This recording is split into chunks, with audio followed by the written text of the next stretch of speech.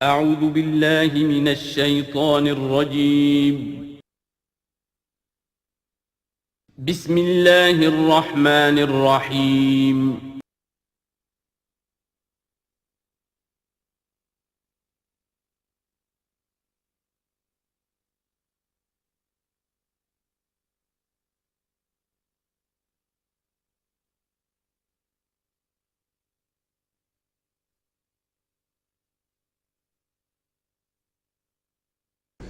اعوذ باللہ من الشیطان الرجیم بسم اللہ الرحمن الرحیم وما قدر اللہ حق قدرہ اذ قالوا ما انزل اللہ علی بشر من شیء قل من انزل الکتاب الذی جاء به موسیٰ نورا وہدی للناس تجعلونہ قراطیس تبدونها وتخفون کثیرا وعلمتم ما لم تعلموا انتم ولا آباؤکم قل اللہ ثم ذرهم في خوضهم يلعبون وهذا كتاب أنزلناه مبارك مصدق الذي بين يديه ولتنذر القرى ومن حولها والذين يؤمنون بالآخرة يؤمنون به وهم على صلاتهم يحافظون صدق اللہ العظیم۔ اب اس سورہ مبارکہ میں اس رد و قدح کا ذکر ہو رہا ہے کہ جو یہودیوں کے سکھلانے پڑھانے سے مکے کے کچھ لوگ حضور سے کر رہے تھے۔ اب تک جو گفتگو ہوئی ہے وہ خالص ان کی طرف سے تھی اور انہی کے ساتھ سارا مکالمہ تھا اور محاجہ تھا، لیکن جیسا کہ میں عرض کر چکا ہوں یہ صورتیں جو ہیں سورہ انعام اور سورہ اعراف یہ مکی دور کے آخری زمانے کی ہیں، اور ظاہر ہے کہ اس وقت تک چرچا پہنچ چکا تھا مدینہ منورہ میں بھی حضور کی رسالت اور نبوت کے دعوے کا، اور کان کھڑے ہو چکے تھے اہل کتاب کے یہود کے، تو وہیں سے بیٹھے ہوئے انہوں نے ریشہ دوانیاں کرنی شروع کر دی تھیں۔ اور جیسے کہ ہم پڑھ چکے ہیں کہ جب زدہ میں کوئی آ جائے تو وہ یہاں تک کہہ بیٹھتے تھے کہ ان مسلمانوں سے تو یہ مشرک بہتر ہیں جو بتوں کو پوجتے ہیں وغیرہ وغیرہ۔ اسی طرح کی ایک بات وہ ہے جو یہاں کہی جا رہی ہے، وما قدر اللہ حق قدرہ، اور انہوں نے ہرگز قدر نہ کی اللہ کی جیسا کہ قدر کرنی چاہیے تھی۔ اس قالو، جبکہ انہوں نے کہا ما انزل اللہ علی بشر من شیء، جبکہ انہوں نے کہا کہ نہیں اتاری ہے اللہ نے کسی بھی انسان پر کوئی بھی چیز، کیٹیگوریکل ڈینائل۔ چونکہ یہ لوگ جو تھے مکے والے یہ کتابوں سے واقف نہیں تھے، تو یہود نے سب سے پہلے جو ان سے کہا وہ یہ ہے کہ یہ سب خیال ہے، وہم ہے، اللہ نے کبھی کوئی چیز اتاری ہی نہیں کسی پر۔ اب چونکہ یہ سوال آیا تھا ان کی طرف سے، لہذا جواب میں مشرکین مکہ سے خطاب نہیں کیا ہے، بلکہ براہ راست جن کی طرف سے یہ بات آئی تھی ان سے خطاب ہے۔ قل من انزل الکتاب الذی جاء به موسیٰ، ان سے پوچھئے کہ پھر کس نے اتاری تھی وہ کتاب جو موسیٰ لے کر آئے تھے؟ کیا وہ من گھڑت تھی موسیٰ کی؟ اپنے ہاتھ سے لکھی ہوئی تھی؟ اگر اللہ نے کبھی کچھ نہیں اتارا تو من انزل الکتاب الذی جاء به موسیٰ نورا وہدی للناس، کہ جو نور بھی تھی اس کے اندر نور بھی تھا، وہ خود روشن تھی اور لوگوں کے لیے رہنمائی تھی۔ تجعلونہ قراطیسا، تم نے اسے ورق ورق کر دیا ہے، ٹکڑوں میں بانٹ دیا ہے، حصوں میں تقسیم کر دیا ہے۔ تبدونہا وتخفون کثیرا، کچھ کو ظاہر بھی کرتے ہو لیکن اکثر کو چھپا کر رکھتے ہو۔ یہودیوں نے کتاب کو جس طرح چھپایا ہے اور اپنے من مانی فتویٰ فروشی کے لیے تو انہوں نے یہ شکل اختیار کی تھی کہ عام لوگوں کے ہاتھ میں یہ کتاب نہیں آنی چاہیے، بڑی محفوظ رہنی چاہیے وہ، اور یہ کہ عام لوگوں کی دسترس میں نہ ہو۔ وَعُلِّمْتُمْ مَا لَمْ تَعْلَمُوا أَنْتُمْ وَلَا آبَاؤُكُمْ، اور تمہیں سکھائی گئی تھی وہ سب باتیں جو نہ تم جانتے تھے تمہارے آباء و اجداد جانتے تھے۔ قُلِ اللَّهُ، کہیے یہ سب اللہ نے نازل کیا، تورات بھی اللہ نے نازل فرمائی تھی، انجیل بھی اللہ نے نازل فرمائی تھی، اب یہ قرآن بھی اللہ نے نازل فرمایا ہے۔ ثُمَّ ذَرْهُمْ فِي خَوْضِهِمْ يَلْعَبُونَ، پھر یہ بات کہنے کے بعد اے نبی صلی اللہ علیہ وسلم ان کو چھوڑ دیجئے اور ان سے کنارہ کشی کر لیجئے، وہ اپنی باتوں میں خرافات کے اندر کھیلتے رہیں۔ وَهَذَا كِتَابٌ أَنزَلْنَاهُ مُبَارَكٌ، اور اب یہ کتاب ہے جسے ہم نے نازل کیا ہے بڑی بابرکت ہے، مصدق الذی بین یدیہ، جو تصدیق کرتے ہوئے آئی ہے اس کی جو اس کے سامنے موجود ہے۔ وَلِتُنذِرَ القرى ومن حولها، تاکہ اے نبی صلی اللہ علیہ وسلم آپ خبردار کر دیں القرى اور اس کے آس پاس کے لوگوں کو۔ قرا قریے کی جمع ہے، قرا بستیوں کی ماں، بستیوں کی جڑ، بستیوں کی بنیاد۔ ہر ملک کے اندر ایک شہر ایسا ہوتا ہے کہ جو گویا کہ اس کے لیے مرکز کی حیثیت رکھتا ہے، دارالخلافہ کہیں، دارالحکومت کہیں۔ تو اگرچہ عرب میں کوئی حکومت نہیں تھی، مرکزی حکومت، لیکن یہ کہ عرب میں، جزیرہ نما عرب میں مکہ مکرمہ کو ام القریٰ کی حیثیت حاصل تھی۔ یہی ایک شہر ایسا تھا کہ جہاں ایک تو یہ کہ کعبہ تھا، تمام قبیلے جو ہیں وہ یہاں حج کے لیے آتے تھے، ان کا مذہبی مرکز تھا۔ پھر یہ کہ جو قریش کو خاص طور پر ایسٹ ویسٹ ٹریڈ کے اندر جو خاص مونوپولی حاصل ہو گئی تھی، اور وہ بھی اسی کعبے کی برکت کی وجہ سے، اس کی وجہ سے پیسے کی ریل پیل بھی تھی، قافلے آتے تھے جاتے تھے، یہیں سے ہو کر جو یمن سے قافلے چلتے تھے، مکے سے ہو کر شام کو جاتے تھے، شام سے آتے تھے مکے سے ہو کر پھر یمن کو جاتے تھے۔ یہ ام القریٰ ہے۔ تو اے نبی، ہم نے آپ کے پاس اب یہ کتاب نازل کی ہے جو مبارک ہے، تاکہ آپ ام القریٰ میں جو رہنے والے انہیں خبردار کریں، اور من حولہا، اور جو ان کے ارد گرد ہیں۔ اب یہ من حولہا کا معاملہ یہ ہے کہ اس کا تو دائرہ بڑھتا چلا جائے گا، اس لیے کہ ایک ماحول امیجیٹ ہے، ایک ذرا اور فاصلے پر ہے، ایک اور فاصلے پر ہے۔ اور ویسے یہ ہے کہ دنیا کا نقشہ اگر ہم دیکھیں کہ جو بھی پرانے بر اعظم تین تھے، ایشیا، یورپ اور افریقہ، باقی یہ کہ امریکہ بھی بہت دیر کے بعد جا کر جو دریافت ہوا ہے، آسٹریلیا اور انٹارکٹیکا جو ہیں، تو یہ اصل میں ناف معلوم ہوتی ہے ان تین بر اعظموں کی۔ تینوں بر اعظم جہاں پر جڑ رہے ہوتے ہیں، تقریباً یہ علاقہ ہے جسے ہم مڈل ایسٹ کہتے ہیں۔ یہ مڈل ایسٹ تو اس کے لیے مس نومر ہے، صحیح لفظ نہیں ہے، لیکن یہ ضرور ہے کہ یہ نقطہ اتصال ہے جہاں یورپ مل رہا ہے، ایشیا مل رہا ہے، افریقہ مل رہا ہے، اور اس جنکشن پر یہ جزیرہ نما عرب واقع ہے۔ لہذا یہ اس اعتبار سے پوری دنیا کے لیے بھی ایک مرکز کی حیثیت رکھتا ہے۔ تو من حولہا میں پھیلتے چلے جائیں گے تو پورا قرۂ ارضی بھی آ جائے گا۔ والذین یؤمنون بالآخرۃ یؤمنون بہ، اور وہ لوگ جو آخرت پر ایمان رکھتے ہیں، یعنی یہ کہ ان لوگوں میں سے بھی، مشرکین میں سے بھی، ایک تو وہ جو سرے سے منکر ہیں بعث بعد الموت کے، لیکن جن کے ذہن میں کچھ بھی تصور ہے کہ نہیں ہے، اب جی اٹھنا ہے، جواب دہی ہے، تو پھر یہ ہے کہ وہ اس پر ایمان لے آئیں گے۔ وَهُمْ عَلَىٰ صَلَاتِهِمْ يُحَافِظُونَ، اور وہ اپنی نمازوں کی حفاظت کرنے والے ہیں۔ اس میں اشارہ ہو رہا ہے کہ لوگ ایمان لے آئے ہیں، آخر مکے ہی میں سے تھے نا تمام صحابہ کرام مہاجرین۔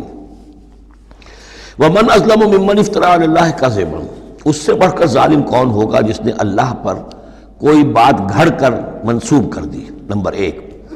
اور نمبر دو، أَوْ قَالَ أُوحِيَ إِلَيَّ وَلَمْ يُوحَىٰ إِلَيْهِ شَيْءٌ، اسی طرح اس شخص سے بڑھ کر ظالم کون ہوگا جو یہ کہے کہ مجھ پر وحی کی گئی ہے جبکہ اس پر کوئی وحی نہ کی گئی ہو۔ یعنی یہ دونوں باتیں برابر کے گناہ ہیں شناعت کے اعتبار سے، اللہ کی طرف کوئی شے منسوب کر دینا یا یہ کہنا کہ مجھ پر کوئی شے وحی کی گئی ہے، یہ دونوں باتیں برابر کی ہیں۔ تو ذرا سوچو کہ جو محمد صلی اللہ علیہ وسلم تمہارے سامنے موجود ہیں، کیا ان کی سیرت و کردار کی کوئی مناسبت ہے؟ ان کی زندگی کے اندر کوئی اور پہلو تم دیکھتے ہو ایسا کہ جو اتنے بڑے بڑے گناہوں کے ارتکاب کی بھی ان سے توقع رکھتے ہو؟ وَمَنْ قَالَ سَأُنزِلُ مِثْلَ مَا أَنزَلَ اللَّهُ، ایک اور تیسری بات ہے، جو یہ کہے کہ میں بھی اتار سکتا ہوں جیسا کہ اللہ نے اتارا ہے، حالانکہ اس کا جیسا کہ قرآن مجید میں بار بار چیلنج آیا ہے، لیکن یہ کہ اس کا مقابلہ کسی نے نہیں کیا، پھر بھی یہ کہ زبان میں یہ الفاظ کہہ دینے کی حد تک کسی نے بکواس کر دی ہوگی۔ وَلَوْ تَرَىٰ إِذِ الظَّالِمُونَ فِي غَمَرَاتِ الْمَوْتِ، اور کاش کہ تم دیکھ سکتے جبکہ یہ ظالم موت کی سختیوں میں ہوں گے، نزع کے عالم میں ہوں گے، وَالْمَلَائِكَةُ بَاسِطُو أَيْدِيهِمْ، اور فرشتے اپنے ہاتھ آگے بڑھا رہے ہوں گے، اخرجوا انفسکم، نکالو اپنی جانیں، الیوم تجزون عذاب الہون بما کنتم تقولون علی اللہ غیر الحق، آج تمہیں نہایت اہانت آمیز سزا دی جائے گی، عذاب دیا جائے گا بسبب اس کے جو تم کہتے رہے تھے اللہ کی طرف منسوب کر کے ناحق باتیں، وَكُنْتُمْ عَنْ آيَاتِهِ تَسْتَكْبِرُونَ، اور تم اللہ تعالیٰ کی آیات سے استکبار کر کے اعراض کرتے رہے تھے۔ وَلَقَدْ جِئْتُمُونَا فُرَادًا، اور پھر قیامت کے دن کہا جائے گا آ گئے ہو ہمارے پاس اکیلے اکیلے، کوئی تمہارے ساتھ لاؤ لشکر نہیں، کوئی تمہارے ساتھ ساز و سامان نہیں، تمہارے وہ خدم و حشم نہیں، کوئی تمہارے حمایتی نہیں، کوئی جماعت و جمعیت نہیں، کیونکہ یہ بات آگے بھی کہی گئی ہے سورہ مریم میں، وَكُلُّهُمْ آتِيهِ يَوْمَ الْقِيَامَةِ فَرْدًا، قیامت کے دن ہر شخص کا جو محاسبہ انفرادی حیثیت میں ہوگا، اور ظاہر بات ہے اکیلا آدمی کھڑا ہوگا، نہ اس کے رشتہ دار ہیں، نہ ماں باپ ہیں، نہ اولاد ہیں، نہ بیوی ہے، نہ بیوی کے ساتھ اس کا شوہر ہے، اور نہ ساز و سامان ہے، خدم و حشم ہے، کچھ بھی نہیں۔ لقد جئتمونا فرادا کما خلقناکم اول مرہ، جیسے کہ ہم نے تمہیں پیدا کیا تھا پہلی مرتبہ۔ اب یہ نوٹ کیجئے، خلقناکم اول مرہ، اس کا مطلب ہے تخلیق دو مرتبہ ہوئی ہے۔ ایک تخلیق عالم ارواح میں ہوئی تھی، اس وقت بھی سب اکیلے اکیلے کھڑے تھے، نہ کوئی کسی کا باپ تھا، نہ کوئی کسی کی ماں تھی، ارواح کے مابین کوئی رشتہ داری نہیں تھی۔ یہ رشتہ داریاں تو پھر عالم خلق میں ہوئی ہیں آ کر، کہ ایک باپ اور ماں کا معاملہ ہے، پھر اولاد کا معاملہ ہے، پھر دادا اور پوتے کا معاملہ ہے۔ یہ ارواح کے مابین کوئی اس طرح کی رشتہ داری نہیں تھی۔ تو جیسے کہ ہم نے تمہیں پیدا کیا تھا پہلی مرتبہ، کہ تمام انسان وہاں موجود تھے، فرق صرف یہ ہے کہ قیامت کے دن جب ہم کھڑے ہوں گے تو ہمیں ایک جسم بھی اور دیا جائے گا، لیکن جس وقت ہم تھے اللہ تعالیٰ کے پاس اس وقت عالم ارواح میں، اور جب ہم سے عہد لیا گیا تھا الست بربکم قالوا بلی، تو مجرد ارواح تھی، اس وقت کوئی جسم نہیں تھا۔ لیکن یہ کہ وہ جو اس کے اندر مشابہت ہے کہ جیسے اس وقت بھی حضرت آدم سے لے کر ان کی نسل کے آخری انسان تک جو دنیا میں ہوگا قیامت تک، وہ سب کے سب ان کی ارواح موجود تھیں، اسی طریقے سے قیامت کے دن بھی یہ سب کے سب کھڑے ہوں گے۔ وَتَرَكْتُم مَّا خَوَّلْنَاكُمْ، اور تم چھوڑ آئے ہو اپنے پیچھے جن چیزوں میں کہ ہم نے تمہیں لپیٹ دیا تھا۔ یہ اصل میں کیا ہے؟ میری ایک انا ہے، میری ایک روح ہے، وہ میرے جسم میں لپٹی ہوئی ہے۔ پہلا غلاف تو یہ جسم ہے، پھر اس غلاف کے اوپر کپڑوں کا غلاف ہے، کپڑوں کے اوپر پھر مکان کا غلاف ہے۔ ہم غلاف در غلاف جو ہے، ہماری جو اصل حقیقت ہے، وہ جو اصل نفس الامری ہے ہماری روح، وہ در حقیقت ان غلافوں میں لپٹی ہوئی ہے۔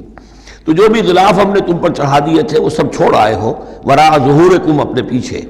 وما نرى معكم شفعاءكم الذين زعمتم انهم فيكم شركاء، اور ہم دیکھ نہیں رہے تمہارے ساتھ کہ تمہارے وہ سفارشی نہیں آئے جن کے بارے میں تمہیں گھمنڈ ہو گیا تھا کہ وہ تمہارے معاملے میں شریک ہیں، سفارش کریں گے، تمہیں بچا لیں گے، چھڑا لیں گے ہمارے محاسبے سے، ہماری پکڑ سے۔ لقد تقطع بینکم، اب تمہارے مابین سارے رشتے ٹوٹ چکے۔ یعنی چاہے انہوں نے حضرت مسیح کو سمجھا ہو شفاعت کرنے والا، تو مسیح بھی اعلان برات کریں گے کہ میرا تم سے کوئی تعلق نہیں ہے، میں کوئی تمہاری شفاعت نہیں کر سکتا۔ کسی نے شیخ عبد القادر جیلانی کو سمجھا ہو تو وہ بھی اعلان برات کریں گے۔ باقی موہوم جو ہے لات عزا منات، وہ کس بلا کا نام ہے یہ تو ہم جانتے ہی نہیں، لیکن جن کو اولیاء اللہ کو، انبیاء کو یا ملائکہ کو اگر سمجھا گیا تھا تو وہ بھی قد تقطع بینہم، وہ سارے رشتے جو ہیں وہ کٹ جائیں گے۔ قد تقطع بینکم وضل عنکم ما کنتم تزعمون، اور اب سب ہوا ہو گئی ہیں، وہ چیزیں گم ہو گئی ہیں، تم سے جاتی رہیں جن کا کہ تم زوم کیا کرتے تھے، جن کے سہارے پر تم حرام خوریاں کر رہے تھے۔ ان اللہ فالق الحب والنوا، یقیناً اللہ ہی ہے کہ جو دانے اور گٹھلی کو پھاڑتا ہے۔ دیکھیے عالم خلق کے اندر کیا شکل ہو رہی ہے کہ دانہ زمین میں ڈالا آپ نے، وہ پھٹتا ہے، اس میں سے دو کونپلیں سی نکلتی ہیں، یا آم کی گٹھلی ہے زمین میں دبائی ہے، گٹھلی پھٹے گی، اس میں سے دو پتے نکلیں گے۔ یہ کون کر رہا ہے؟ اگرچہ بظاہر خود بخود ہو رہا ہے، جو بھی اللہ تعالیٰ نے فزیکل اور کیمیکل چینجز کے یہاں پہ قوانین بنا دیے ہیں اس کے تحت ہو رہا ہے، لیکن کرنے والا کون ہے؟ فاعل حقیقی کون ہے؟ جیسا کہ شیخ عبد القادر جیلانی ہی کا نام آیا تھا رحمۃ اللہ علیہ، تو انہوں نے اپنے جو وصایا ہیں ان میں بڑا پیارا جملہ لکھا ہے کہ اے میرے بچے، اپنے بچے کے لیے وصیت لکھی تھی، اس حقیقت کو ہر وقت مستحضر رکھنا کہ لا فاعل فی الحقیقت ولا مؤثر الا اللہ، حقیقت میں مؤثر اور فاعل اللہ کے سوا کوئی نہیں۔ تاثیر ہے تو اس کی بنا پر ہے، اس کے اذن سے ہے۔ کوئی فعل کا ارادہ تم کر سکتے ہو، لیکن فعل کا بالفعل انجام پذیر ہونا یہ تمہارے اختیار میں نہیں ہے، یہ تو اللہ کے حکم سے ہوگا۔ ان اللہ فالق الحب والنوا، یقیناً اللہ ہی ہے پھاڑنے والا دانے اور گٹھلی کا۔ یخرج الحی من المیت ومخرج المیت من الحی، وہ نکالتا ہے زندہ کو مردہ میں سے، اور وہ نکالنے والا ہے مردہ کو زندہ میں سے۔ مخرج المیت من الحی ذالکم اللہ فانا توفقون، وہ ہے اللہ، لیکن تم کدھر بچلے جا رہے ہو، کدھر تم الٹے جا رہے ہو، اس اللہ کو پہچانو۔ فالق الاصباح، اب یہ فلق دوسرا بھی ہے، وہ ہے صبح کا پھاڑنے والا، رات کی سیاہی کا پردہ چاک کر کے سپیدہ سحر کو نمودار کرنے والا۔ یہ بھی خود بخود ہو رہا ہے، زمین کی گردش ہے جو بھی ہے اس کے تحت ہو رہا ہے، لیکن یہ بھی یہ نہ سمجھیں کہ یہ بھی اللہ تعالیٰ کے تصرف کے بغیر اور اس کی تدبیر کے بغیر ہے، بلکہ یہی ہوگا فالق الاصباح، صبح کی روشنی کا پھاڑنے والا۔ وجعل اللیل سکنا والشمس والقمر حسبانا، اب دیکھیے یہ ہے وہ آلاء اللہ جن کے حوالے سے اللہ کی عظمت، اللہ کی صفات، اللہ کی قدرت، ان سب چیزوں کو نمایاں کیا جا رہا ہے۔ التذکیر بآلاء اللہ۔ وجعل اللیل سکنا، اس نے بنا دیا ہے رات کو سکون کی جگہ، سکون کا وقت۔ والشمس والقمر حسبانا، اور سورج اور چاند کو اس نے بنا دیا حساب کے لیے، وہ حساب کا ایک نظام ہے جس کے تحت چل رہے ہیں، اسی سے دن وجود میں آ رہے ہیں، رات وجود میں آ رہی ہے، اسی سے مہینے وجود میں آ رہے ہیں۔ ذالک تقدیر العزیز العلیم، یہ اندازہ ہے مقرر کیا ہوا اس ہستی کا جو العزیز ہے اور العلیم ہے، زبردست ہے اور سب کچھ جاننے والی ہے۔ وَهُوَ الَّذِي جَعَلَ لَكُمُ النُّجُومَ لِتَهْتَدُوا بِهَا فِي ظُلُمَاتِ الْبَرِّ وَالْبَحْرِ، اور وہی ہے کہ جس نے ستاروں کو بنا دیا ہے تمہارے لیے کہ ان سے تم راستہ پاؤ۔ اندھیری راتوں کے اندر قافلے چلتے تھے تو ستاروں سے وہ سمت معین کر کے چلتے تھے، اسی طریقے سے جہاز رانی ہوتی تھی سمندر میں تو آپ کو معلوم ہے ستاروں ہی سے وہ اپنا رخ معین کرتے تھے۔ لِتَهْتَدُوا بِهَا فِي ظُلُمَاتِ الْبَرِّ وَالْبَحْرِ، خشکی اور سمندر کی تاریکیوں میں تم ان ستاروں سے راستہ پاتے ہو۔ قد فصلنا الآیات لقوم یعلمون، ہم نے تو اپنی آیات کو واضح کر دیا، اس کی تفصیل بیان کر دی، کھول کھول کر بیان کیا ان لوگوں کے لیے جو علم رکھتے ہیں یا جو علم حاصل کرنا چاہیں۔ وَهُوَ الَّذِي أَنشَأَكُم مِّن نَّفْسٍ وَاحِدَةٍ، اور وہی ہے کہ جس نے تمہیں اٹھایا ایک جان سے۔ یہ سب جو ہے ظاہر بات ہے کہ ایک جان سے بنا ہے، جو بھی پوری کی پوری یہ جو نسل انسانی بنی ہے وہ ایک جان سے بنی ہے۔ اس میں یہ بھی ہو سکتا ہے کہ مراد حضرت آدم علیہ السلام ہو، اور یہ بھی ہو سکتا ہے اگر کوئی حقیقت ہے ایولیوشن تھیوری میں تو اس کو آپ ٹریس کریں اور امیبا تک لے جائیں، وہ بھی ایک جان ہے۔ اس جان سے ہی پھر مختلف ارتقائی مراحل طے کرتے ہوئے، اس میں پہلے کوئی سیکس نہیں تھا، پھر ہوتے ہوتے سیکس ظاہر ہوا، تو اسی سے خلق منہا زوجہا والی بات جو ہے، اور اس پر ڈاکٹر رفیع الدین مرحوم نے قرآن اور علم جدید جو ان کی کتاب ہے اس میں بہت عمدہ تحقیق ان کی ہے، اور مولانا امین اصغر اصلاحی صاحب نے بھی اس کی تصویر کی ہے۔ تو جن لوگوں کو دلچسپی ہو اس کتاب کا مطالعہ کریں کہ یہ ایک جان سے پیدا کرنے کا مطلب کیا ہے۔ فَمُسْتَقَرٌّ وَمُسْتَوْدَعٌ، اس نے بنایا تمہیں ایک جان سے، لیکن پھر یہ کہ تمہارے لیے ایک تو مستقل ٹھکانہ ہے اور ایک ہے کچھ دیر کے لیے امانت کے طور پر رکھے جانے کی جگہ۔ اب یہ مستقر کیا ہے، مستودع کیا ہے، اس میں تین قول ہیں مفسرین کے۔ پہلا قول تو یہ ہے کہ مستقر تو ہے دنیا جہاں ہم آئے ہیں، لیکن مستودع کیا تھا، تھوڑی دیر کے لیے جو میں رہا ہوں اپنی والدہ محترمہ کے بطن میں رہا ہوں، تو وہ رحم مادر جو ہے وہ مستودع تھا، کچھ دیر کے لیے وہاں امانتاً انسان رہتا ہے اور پھر وہ دنیا میں آتا ہے، وہ مستقر ہے۔ دوسری رائے یہ ہے کہ مستقر تو آخرت ہے اور قبر ہے مستودع، قبر میں رکھا جاتا ہے انسان کو، اور یہ گویا کہ عالم برزخ جو ہے یہ عارضی ودیت کرنے کی جگہ ہے، عارضی طور پر امانتاً رکھنے کی جگہ ہے، پھر جانا ہے۔ مستقر جو ہے وہ آخرت ہے۔ تیسری رائے یہ ہے کہ مستقر آخرت ہے اور مستودع دنیا ہے، دنیا میں جو وقت ہم گزار رہے ہیں یہ آخرت کے مقابلے میں بہت ہی عارضی ہے۔ اس حوالے سے اسے بھی کہا جا سکتا ہے کہ یہ بہت ہی عارضی سی امانت کی جگہ ہے۔ قد فصلنا الآیات لقوم یفقہون، ہم نے تو اپنی آیات کو واضح کر دیا ہے اور تفصیل بیان کر دی ہے ان لوگوں کے لیے جو تفقہ سے کام لیں، غور کریں، سوچیں، سمجھیں۔ وَهُوَ الَّذِي أَنزَلَ مِنَ السَّمَاءِ مَاءً، اور وہی ہے کہ جس نے اتارا ہے آسمان سے یا بلندی سے پانی۔ فَأَخْرَجْنَا بِهِ نَبَاتَ كُلِّ شَيْءٍ، پھر ہم نے نکال دیا اس کے ذریعے سے ہر شے کی نباتات، اگنے والی ہر شے جو ہے نباتات زمین سے نکالی۔ فَأَخْرَجْنَا مِنْهُ، تو ہم نے اس کے ذریعے نکالے اس میں سے خضراً، سرسبز کھیتی، نخرج منہ حبا متراکبا، جس میں سے ہم نکالتے ہیں کہ جو دانے ہیں ایک دوسرے کے اوپر چڑھے ہوئے ہیں۔ اب سٹا ہے تو چاہے وہ کوئی کسی بھی یعنی اس کا ہے اناج کا، اب کس طریقے سے کہ دانے کے اوپر دانہ چڑھا ہوا ہوتا ہے، حبا متراکبا، یہ دانے ایک دوسرے کے اوپر چڑھے ہوئے ہوتے ہیں۔ وَمِنَ النَّخْلِ مِنْ طَلْعِهَا قِنْوَانٌ دَانِيَةٌ، اور کھجور کے گابھے میں سے گوشے ہوتے ہیں کہ جو لٹکتے ہوئے ہوتے ہیں۔ وَجَنَّاتٍ مِّنْ أَعْنَابٍ، اور باغات ہم نے بنا دیے ہیں جو کہ کھجور انگوروں کے ہیں۔ وَالزَّيْتُونَ، اور زیتون، وَالرُّمَّانَ، اور انار، مُشْتَبِهًا وغیر متشابہ، ایسے بھی جو ایک دوسرے سے ملتے جلتے ہیں رنگ میں، روپ میں، شکل میں، اور ایسے بھی ہیں کہ جن میں کچھ فرق ہے۔ انظروا إِلَىٰ ثَمَرِهِ إِذَا أَثْمَرَ، ذرا غور سے دیکھا کرو اس کے ثمر کو جب کہ وہ پکتا ہے، کیسا تدریجاً اس کے اندر، ابھی بڑا کچا پھل ہے، پھر اس کے اندر وہ پکنے کا عمل کس طرح تدریجاً ہو رہا ہے۔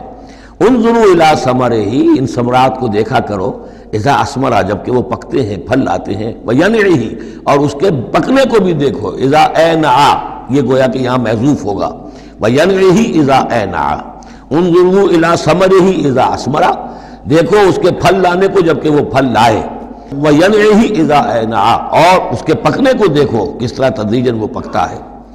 ان فی ذالکم لآیات لقوم یؤمنون، یقیناً اس میں ہیں نشانیاں ان لوگوں کے لیے جو ایمان لانا چاہیں یا جو ایمان رکھتے ہوں۔ جن کے پاس تھوڑا ایمان ہے ان آیات پر غور کریں گے، ایمان بڑھ جائے گا، ایمان میں اضافہ ہوگا، زادتہم ایمانا، اور جن کے دلوں میں طلب ہدایت ہے انہیں انہی نشانیوں سے ایمان کی دولت نصیب ہو جائے گی۔ وجعلوا للہ شرکاء الجن، اور انہوں نے اللہ کے شریک بنا دیا جنات کو، وَخَلَقَهُمْ وَخَرَقُوا لَهُ بَنِينَ، حالانکہ اللہ نے ان کو بھی پیدا کیا ہے، جیسے انسانوں کو پیدا کیا جنات کو پیدا کیا۔ فرق صرف یہ ہے کہ جنات کو آگ سے پیدا کیا، اور جنات جو ہے اپنی طبعی طور پر اس کائنات میں بہت دور تک ان کی رسائی ہے۔ ہم جہاں بڑے بڑے راکٹ جو ہیں بلینز اور بلینز آف ڈالرز کے لیے ایک بناتے ہیں، اور پھر اس کی ایک جو ہم گاڑی بنائی ہے اور وہ جاتی ہے اور دوڑتی ہے اور آتی ہے، شٹل ہے، اور اس پر کتنا پیسہ خرچ ہوتا ہے، یہ تمام جو ہے جنات کے لیے، یہ سارا علاقہ ان کی آمد و رفت کے لیے وہ اپنی طبعی صلاحیت کے بنا پر جاتے آتے رہتے ہیں، جس میں کہ ہمیں جانے کے لیے یہ ساری کچھ ایجادات جو ہیں وہ کرنی پڑی ہیں۔ لیکن یہ کہ بہرحال وہ بھی ہیں تو مخلوق، جیسے کہ فرشتے ان سے بھی آگے کی شے، لیکن ہیں وہ بھی مخلوق، فرشتے بھی مخلوق ہیں، جنات بھی مخلوق ہیں، انسان بھی مخلوق ہیں۔ وَجَعَلُوا لِلَّهِ شُرَكَاءَ الْجِنَّ، انہوں نے شریک بنا لیا جنات کو اللہ کے ساتھ، وَخَلَقَهُمْ، اس نے ان کو پیدا کیا ہے، وَخَرَقُوا لَهُ بَنِينَ وَبَنَاتٍ، اور اس کے لیے انہوں نے گھر لیے ہیں بیٹے اور بیٹیاں۔ حضرت عیسیٰ کو بیٹا بنا دیا گیا، حضرت عزیر کو بیٹا بنا دیا گیا، اور اللہ تعالیٰ کی فرشتوں کو کہہ دیا گیا وہ بیٹیاں ہیں، بغیر علم، بغیر اس کے کہ کوئی علمی سند ہو، کوئی بنیاد ہو، کوئی دلیل ہو۔ سبحانہ و تعالی عما یصفون، وہ پاک ہے اور بہت بلند و بالا ہے ان تمام چیزوں سے جو یہ بیان کر رہے ہیں۔ بدیع السماوات والارض، یہ لفظ آ چکا ہے سورہ بقرہ میں، کریشن ایکس نیہیلو، عدم محض سے وجود میں لانے والا، وہ ہے کہ جو آسمانوں اور زمین کو وجود میں لایا ہے عدم محض سے۔ انا یکون لہ ولد، اس کے اولاد کیسے ہو سکتی ہے، ولم تکن لہ صاحبہ، جبکہ اس کی کوئی بیوی نہیں، کوئی جورو نہیں، تو اولاد کیسے ہو جائے گی۔ وخلق کل شیء، اور اس نے تو ہر شے کو پیدا کیا ہے، ایک خالق ہے باقی سب مخلوق ہیں، وہو بکل شیء علیم، اور وہ ہر چیز کا علم رکھتا ہے، اس کی مخلوقات میں سے کوئی شے اس کی نگاہوں سے ایک لمحے کے لیے بھی اوجھل نہیں ہے۔ ذالکم اللہ ربکم، وہ ہے اللہ تمہارا رب۔ اصل میں یہ انداز سمجھ لیجئے کہ چونکہ جو یہ مشرکین مکہ اور عرب تھے وہ اللہ کو مانتے تو تھے، اصل میں اس کی صفات کمال، اس کی قدرت، اس کی عظمت، اس کے بارے میں ان کا ذہن کچھ جو ہے محدود ہو گیا تھا، ورنہ اللہ کے منکر تو وہ نہیں تھے۔ ذالکم اللہ ربکم، دیکھو جس اللہ کو تم مانتے ہو وہ ہے وہ اللہ جس کی یہ شان ہے، تم نے اس کی اصل حقیقت کو نہیں پہچانا، تم نے اس کو جو ہے بہت ہی کمزور اور ضعیف سی کوئی شخصیت سمجھا ہے کہ جس کے اوپر کوئی دباؤ ڈال کر بھی اپنی بات منوا لے گا۔ تم نے سمجھا ہے جیسے کہ تمہاری کوئی بچی آ جائے اور تم سے کچھ چیز مانگے تو اگر تم دے سکتے ہو تو ضرور دے دیتے ہو، ایسے ہی اس کی بچیاں بھی ہیں، یہ فرشتے جو ہیں جس کی سفارش کریں گی وہ جو ہے سب کو بخش دیے جائیں گے۔ یہ تم نے اپنے اوپر جو ہے قیاس کر لیا ہے اللہ تعالیٰ کو، اس کی قدرت، اس کی عظمت، اس کا وراء الورا ہونا، اس کا بکل شیء علیم ہونا، اس کا علی کل شیء قدیر ہونا، اس کا ہر جگہ پر موجود ہونا، اس کا تم تصور نہیں کر پا رہے۔ ذالکم اللہ ربکم، وہ ہے اللہ تمہارا رب جس کو ہم اس طرح بیان کر رہے ہیں۔ لا الہ الا ہوا، اس کے سوا کوئی معبود نہیں ہے، خالق کل شیء، وہ ہر شے کا بنانے والا، پیدا کرنے والا ہے، فاعبدوہ، بس اسی کی بندگی اور پرستش کرو، وہو علی کل شیء وکیل، اور وہ ہر شے کا کارساز وہی ہے، کوئی تمہارے لیے کارساز نہیں۔ لا تتخذوا من دونی وکیلا، میرے سوا کسی اور کو اپنا کارساز نہ سمجھنا۔ لا تدرکہ الابصار وہو یدرک الابصار وہو اللطیف الخبیر، اسے نگاہیں نہیں پا سکتی، کیوں؟ هو اللطیف، وہ اتنا لطیف ہے، اتنا لطیف ہے، اتنا لطیف ہے کہ تمہاری نگاہیں اسے نہیں پا سکتی، نہیں دیکھ سکتی۔ لا تدرکہ الابصار وہو یدرک الابصار، وہ تمہاری نگاہوں کو پا لیتا ہے، جو اس لیے کہ وہ خبیر ہے، وہ باخبر ہے۔ تو لطیف اور خبیر کے جو دو یہاں اسماء آئے ہیں وہ در حقیقت اس نوعیت سے کہ وہ تو اتنی لطیف ہستی ہے. چنانچہ شب معراج میں بھی آیا حضور نے اللہ کو دیکھا یا نہیں دیکھا، اس میں کچھ اختلاف ہے. حضرت علی کی رائے یہ ہے کہ دیکھا، حضور نے اللہ کو دیکھا، لیکن حضرت عمر اور حضرت عائشہ رضی اللہ تعالی عنہ ان کی رائے یہ ہے کہ نہیں. اور حضرت عائشہ کا قول یہ ہے نور انا یرا، تو نور ہے، اسے دیکھا کیسے جائے گا؟ تو وہ اتنی لطیف ہستی ہے کہ اس کا دیکھنا ہماری نگاہوں سے ہم نہیں دیکھ سکتے. دل کی آنکھ سے دیکھ سکتے، دل کی آنکھ سے محمد رسول اللہ دنیا میں بیٹھ کر بھی دیکھ سکتے تھے، لیکن ان آنکھوں سے دیکھنا ممکن نہیں ہے. جیسے کہ حضرت موسیٰ نے جب استدعا کی تھی رب ارنی انظر الیک، تو صاف کہہ دیا کہ لن ترانی، تم مجھے نہیں دیکھ سکتے. لا تدرکہ الابصار، اسے نگاہیں نہیں پا سکتی، ادراک نہیں کر سکتی اس کا تمہاری نگاہیں. وہو یدرک الابصار، وہ تمہاری نگاہوں کو پا لیتا ہے، وہ دیکھ رہا ہے تمہیں، ہر چیز تمہاری جو ہے وہ اس کے سامنے آیا ہے. وہو اللطیف الخبیر. قد جاءکم بصائر من ربکم، دیکھو تمہارے پاس آ چکی ہیں بصیرت افروز باتیں تمہارے رب کی طرف سے. فمن ابصر فلنفسہ، تو جو کوئی دیکھے گا، آنکھیں کھولے گا، حقائق کا مواجہہ کرے گا، حقیقت کو تسلیم کرے گا، تو وہ اپنے بھلے کے لیے، فلنفسہ. ومن عمی فعلیہا، اور جو کوئی اندھا بن جائے گا، آنکھیں بند کر لے گا، حقیقت کو نہیں دیکھنا چاہے گا کسی تعصب کی وجہ سے، ہردرمی کی وجہ سے، ضد کی وجہ سے، تو اس کا سارا وبال اس پر آئے گا. وما انا علیکم بحفیظ، اور بہرحال میں تمہارا کوئی نگران نہیں ہوں، میں تمہارے اوپر کوئی ٹھیکیدار نہیں ہوں، میں تمہاری طرف سے جواب دہ نہیں ہوں.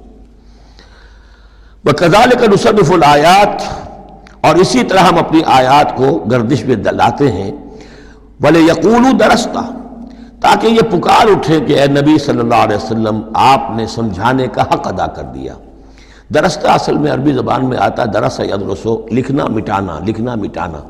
جیسے بچے شروع میں جب کوئی تعلیم حاصل کرتے ہیں تو تختی ہے، تختی لکھی پھر دھو دی، پھر لکھی پھر دھو دی. اب تو خیر تختی وقتی شاید آج لوگوں کے ذہنوں سے نکل گئی ہوں گی باتیں. آج کا بچہ کیا سمجھے گا تختی کس بلا کا نام ہے؟ یا سلیٹ ہوتی تھی، اب اس میں کچھ کیا، پھر دھو دیا، پھر کچھ لکھا، پھر صاف کر دیا. تو یہ ہے کہ کسی کو پڑھانے کے لیے تدریجاً بار بار درستہ، اے نبی آپ نے خوب بار بار ہر طرح سے، ہر اعتبار سے، ایک پھول کا مضمون ہے تو 100 رنگ سے باندھوں، آپ نے بات سمجھا دی. وَلِنُبَيِّنَهُ لِقَوْمٍ يَعْلَمُونَ، تاکہ واضح کر دیں ہم اس کو ہر طرح سے ان لوگوں کے لیے جو علم حاصل کرنا چاہیں یا جو علم رکھتے ہیں. اتبع ما اوحی الیک من ربک، اب دیکھیے یہاں پر میں نے آپ سے کہا تھا کہ بار بار حضور سے خطاب آئے گا، لیکن یہ خطاب صرف حضور سے نہیں ہوتا، یہ حضور کی وساطت سے امت کے لیے بھی، اہل ایمان کے لیے بھی. لیکن مکی صورتوں میں آپ کو 2/3 قرآن میں براہ راست خطاب مسلمانوں سے بہت کم ملے گا، شاذ. یہ خطاب جو ہے چونکہ جب امت کی شکل بنی ہے مسلمانوں کی، وہ تحویل قبلہ کی بات بنی، اب امت ہے. کذالک جعلناکم امۃ وسطا لتکونوا شہداء علی الناس ویکون الرسول علیکم شہیدا. پھر خطاب، پھر تو ایک سورہ حجرات جو ہے 18 آیتیں 5 دفعہ یا ایھا الذین آمنوا، یا ایھا الذین آمنوا، یا ایھا الذین آمنوا، یا ایھا الذین آمنوا. لیکن یہ کہ آپ کو اتنی لمبی لمبی صورتوں میں یا ایھا الذین آمنوا ملے گا ہی نہیں. اہل ایمان سے بھی جو کہا جا رہا ہے وہ حضور سے واحد کے صیغے میں. اتبع ما اوحی الیک من ربک، پیروی کرو اس کی جو وحی کیا جا رہا ہے آپ کی طرف، آپ کے رب کی طرف سے. اور یہ صرف حضور کو نہیں، سب کے لیے. لا الہ الا ہوا، اس کے سوا کوئی معبود نہیں. وَأَعْرِضْ عَنِ الْمُشْرِكِينَ، اور ان مشرکوں سے ذرا کنارہ کشی کیجئے، ذرا اپنا چہرہ ان کی طرف سے آپ پھیر لیجئے، زیادہ ان کے حال پر توجہ نہ دیجئے. وَلَوْ شَاءَ اللَّهُ مَا أَشْرَكُوا، اگر اللہ چاہتا تو شرک نہ کرتے. اگر اللہ کو جبر ہی اختیار کرنا ہوتا اپنا اور بالجبر ان کو ایمان پر لانا ہوتا تو سب کو ایمان پر لے آتا. وما جعلناک علیہم حفیظا، اور دیکھیے اے نبی ہم نے آپ کو ان پر داروغہ، نگران، ذمہ دار، ٹھیکیدار نہیں بنایا ہے. آپ کا کام ہے حق کو واضح کر دینا. انذر بہ، ذکر بہ، بشر بہ، اس قرآن کے ذریعے بشارت دیتے رہیے، قرآن کے ذریعے خبردار کرتے رہیے، قرآن کے ذریعے تذکیر کرتے رہیے. آپ کا کام یہ ہے. فذکر انما انت مذکر لست علیہم بمسیطر، یاد دہانی کرائیے، اس لیے کہ آپ یاد دہانی کرانے والے ہیں، آپ ان کے اوپر داروغہ نہیں ہیں.